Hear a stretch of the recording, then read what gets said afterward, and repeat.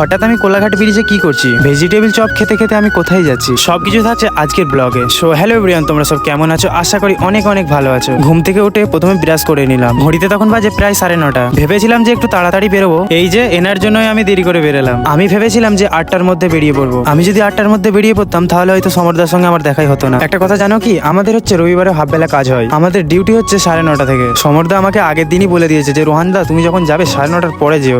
সমরদাকে আমি টাটা দিয়ে তারপর চলে এলাম হাইওয়েতে আসার সঙ্গে সঙ্গে আমি বাস পেয়ে গিয়েছিলাম, তাই বেশি দেরি না করে বাসে উঠে বললাম। বাসটা বেশ কয়েকক্ষণ ধরে এখানেই দাঁড়িয়েছিল, 4 থেকে 5 মিনিট ওখানেই দাঁড়িয়েছিল বাসটা। তারপর ফাইনালি স্টার্ট করলো। স্টার্ট করার সাথে সাথে আমার চুলগুলো একদম হাওয়াতে উঠছিল। আশা করি তোমাদেরকে আর নতুন করে বলতে হবে না, আমার চুলটা অনেকটাই সিল্কি।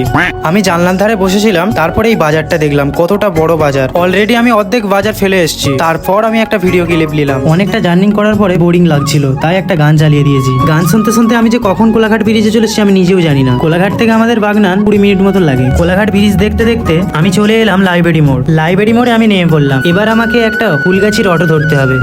নামতে ফুলগাছির একটা অটো পেয়ে গেলাম, তো ওতে বসে পড়লাম। তারপর আমি মহিষনিয়ায় নেমে পড়লাম, মহিষনিয়ায় নামলাম। তারপর আকিদার সঙ্গে দেখা হয়ে গেল। এনার চা কে কে খেয়েছো অবশ্যই কমেন্টে জানিয়ে যাবেন। আজকের মিনি ব্লগটা না হলে এতটাই, দেখা হচ্ছে কোনো নেক্সট ব্লগে। এই ব্লগটা তোমাদেরকে কেমন লাগলো অবশ্যই কমেন্টে জানিয়ে যাবেন।